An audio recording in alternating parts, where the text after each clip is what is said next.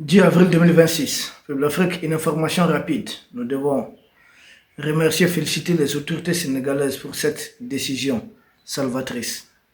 Il s'agit de quelle décision? Il s'agit du groupe français Eramet qui est dans le viseur des autorités sans doute. Ce groupe qui exploite des minerais au Sénégal, principalement les zircons et autres sables très utiles. Mais c'est l'environnement qui est pollué. Nous avons assisté à la même chose au Niger. Ils ont exploité l'uranium, les populations sont restées exposées et derrière il n'y a pas de service après-vente. Les autorités du Sénégal ont pris une décision très sage que nous saluons. D'ailleurs au Mali ici, il n'y a pas longtemps, juste 1 à 2 mois, son Excellence le général Assimi Goïta a présidé une cérémonie. Il était question de remettre une enveloppe aux différentes communes. Il y a l'exploitation de certaines ressources minières. Une enveloppe autour de 18 milliards de francs CFA. Dorénavant, c'est ce que les entreprises doivent payer. Les entreprises doivent payer une part importante.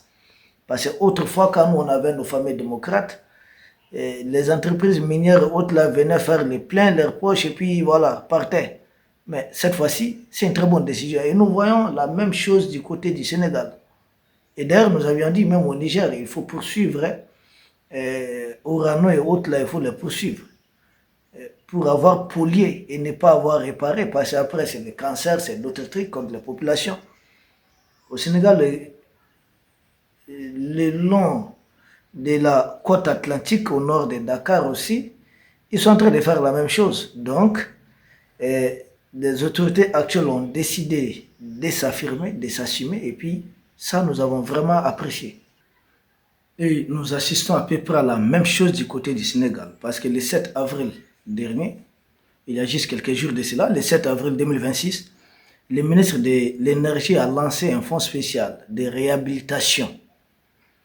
Donc, ce fonds spécial doit servir à réhabiliter tout ce qu'ils ont eu à détruire. En tout cas, nous savons que la réhabilitation à 100% est difficile à atteindre, mais un bon pourcentage quand même. C'est ce que nous espérons. Parce que pourquoi nous parlons de remettre Grande Côte dans le viseur des autorités? C'est presque le plus grand pollueur étranger au Sénégal. Et là encore, c'est la jette française qui est derrière. Partout ces gens passent là, c'est la même chose. Au Mali, au Niger, je sais pas, ça sert au Gabon, au Cameroun, au Sénégal. Et là, nous disons coup de chapeau aux autorités sénégalaises pour cette décision. Et nous prions, monsieur le ministre, d'aller au bout. Allez-y jusqu'au bout. Il faut que ces gens payent. Il faut qu'ils réparent. Il ne peut pas venir nous détruire l'Afrique, partir avec les minéraux et nous laisser comme ça. Avec toutes les misères qu'ils ont eu à créer autour de ça. Non. Parce que même si ça ne se limite qu'aux zircons qu'ils exploitent là-bas. Là. Mais à quoi ça sert à beaucoup de choses jusqu'au niveau de l'aérospatial? Mais qu'est-ce que l'Afrique gagne dans tout ça? C'est la question qu'il faut se poser. Chaque Africain doit se poser cette question. Donc ils doivent payer pour les dégâts qu'ils ont eu à commettre. Nous soutenons fermement ça. Donc, le défi c'est quoi? Les autorités du Sénégal vont parvenir à faire payer au plus grand pollueur. Ou ça va en tout cas encourager d'autres à suivre cet exemple.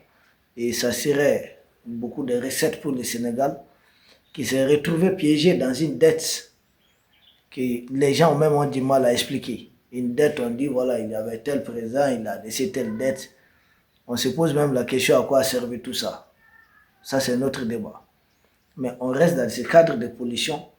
En Afrique, un peu partout, et même ici, nos cours d'eau et autres, là, il faut demander des réparations. Et les cours d'eau, il faut mettre simplement fin à toute pollution de nos cours d'eau. Nous avons trouvé les fleuves et autres là sur place. Nous partirons les laisser pour les générations futures.